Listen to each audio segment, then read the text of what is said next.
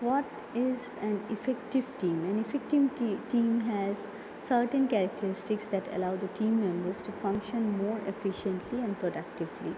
So, it has some qualities actually that allow the team members to function more efficiently and productively. So, when will you produce the things in an accurate manner? When you are in a happy environment, or everything is well coordinated. They develop ways to share leadership roles and ways to share accountability for their work products, shifting the emphasis from the individual to several individuals within the team. So, working as a team means you have to also consider that you are not an individual. Even if you are doing good work, you cannot hold yourself accountable or responsible for that good work alone. Okay? Characteristics of effective team. So what is that basically? Communicate. You have to. What are the qualities required for a effective team? Communication is very important. Do not blame others. So that is one thing that is not allowed in teamwork. Support group. So if someone doesn't know anything, so your duty as a team member is to explain the things rather than laughing and making the situation very dirty. Okay, no bragging. So if you know something or you are the leader, you should not the bragging attitude, that means you should not boast about that you are the leader and I am the leader kind of an attitude should be dropped. Listen actively. You should be good listener, because if you are not listening to the task properly, it will lead to misunderstanding. Get involved. There are some things which should come from your inside also. You should get involved by your, other than saying a comment from your team member, you should also come up by yourself. Determining factors affecting team. So, what are the factors that determining factors effective team? Effective teams operate in an environment in which there is two-way trust, in an environment of open and honest communication. So there should be two-way process, like communication, as we know, is a two-way process. So if you do not have trust in a two-way process or thing, then it will be difficult for an effective team.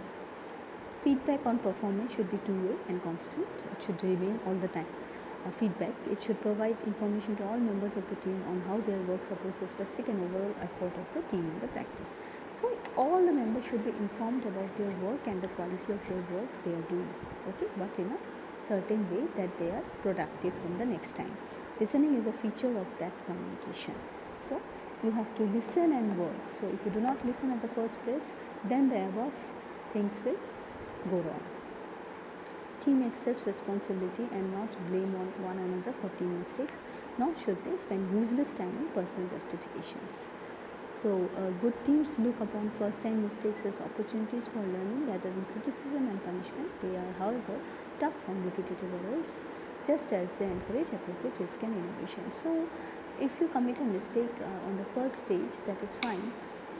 And if that is considered as fine, that is the sign of an effective team.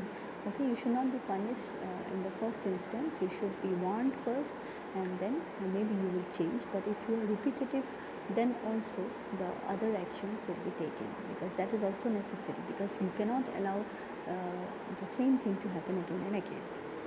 Good teams honor the contribution that each member makes to the total work of the team. So, of course, the team actually, as they work as a team, but if an individual is doing great, it is our duty to encourage more and more to the person, give encouragement to the person. The team failure, how it occurs actually, why a team fails: ineffective communication, first one; lack of trust, as I said; problem, personal. So that is between the officials, there are some problems that occurs and the team fails. If team isn't working, we must examine the motivation level of the team members. Other possible causes include lack of vision, lack of identity, members that would rather work alone, or lack of commitment. So there are some members who like to work alone, and when put in a team, they are very uncomfortable and they make the whole environment and situation uncomfortable. Lack of recognition. So when you don't get recognition for what you do, then you are no more interested to be a part of the team. Thank you so much.